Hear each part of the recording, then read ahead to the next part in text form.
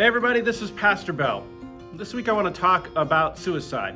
I know that's not a topic that most people are comfortable with. I'm usually not comfortable talking about it, but September is Suicide Awareness Month. It's the time of the year where we take a moment to talk about suicide, to admit the issue that it is for our country and for our world, and to encourage people to get the help that they need and that they deserve. Suicide is something that happens to all sorts of people. It happens to kids and teenagers, young adults, middle-aged people, and seniors.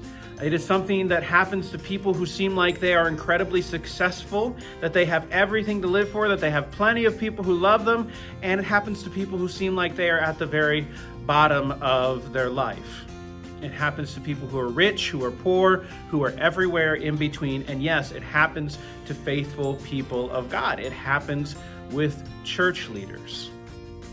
And so if you are struggling with thoughts of suicide, if you've had them in the past or if you're currently having them, know that you are not alone, and know that honestly there's nothing wrong with you. This is something that happens to a lot of people throughout their life because of circumstances, because of the outside world, because of all the stress that is coming down on them, because of things that seem outside their control and seem insurmountable. And certainly over the last 18 months, my goodness, we've had more than enough of those issues and those events that anyone can feel down and wonder, is this all worth it?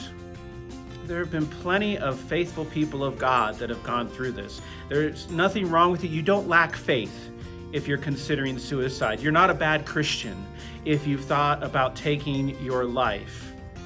Plenty of church leaders, and including myself in some of my darkest moments, have had that thought of, should I continue? Is this life worth living? So don't think that you're weird or broken or irredeemable.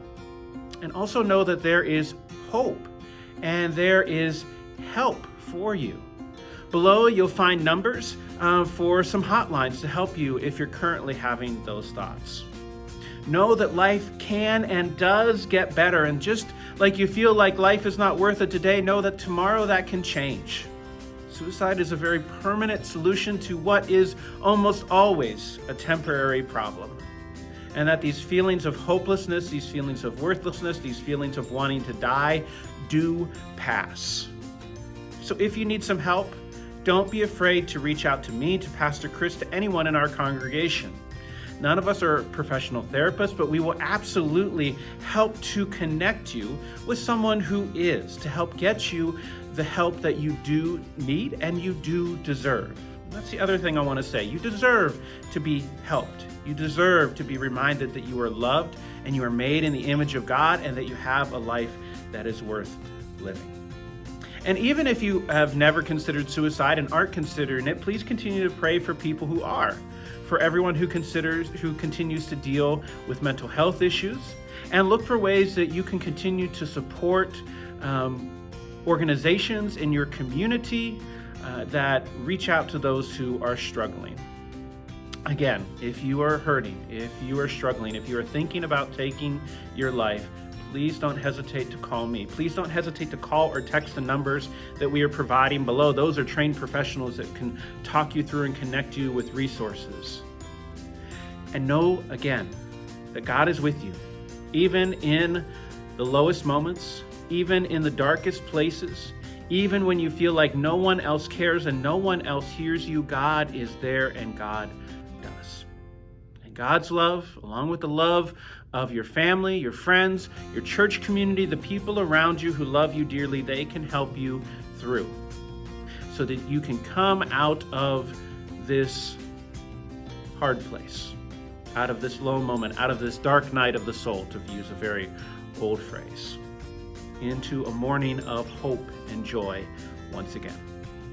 I hope y'all are doing well. Again, please continue to pray for all of those who struggle with mental health and especially with those with suicide, and continue to pray for those in the mental health field and those who answer hotlines and those who work with those who are struggling, because it is important and godly work that they are all doing, because all of us are made in the image of God and all of us deserve to feel hope and love, and that there can be a brighter tomorrow.